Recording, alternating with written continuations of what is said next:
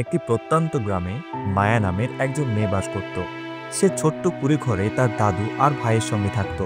বাবা মা অনেক আগেই পৃথিবী ছেড়ে চলে গেছেন, তাই তার দাদুই ছিল তার একমাত্র গার্জিয়ান।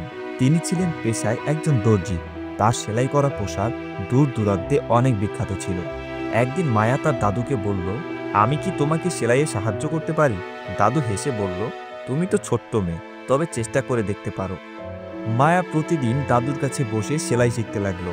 অল্প সময়েই সে এত সুন্দর পোশাক তৈরি করলো যে গ্রামে সবাই তার কাজের প্রশংসা করতে লাগলো। একদিন মায়ার তৈরি করা পোশাক শহরের এক ধনী লোকের নজরে পড়ল।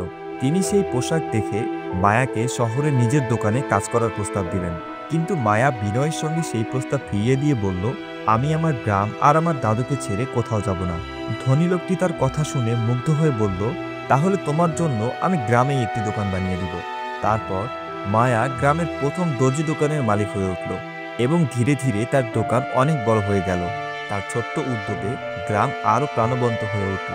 মায়ার গল্প প্রমাণ করল, ইচ্ছাশক্তি থাকলে ছোট্ট কাজও বড় সাফল্য এনে দিতে পারে।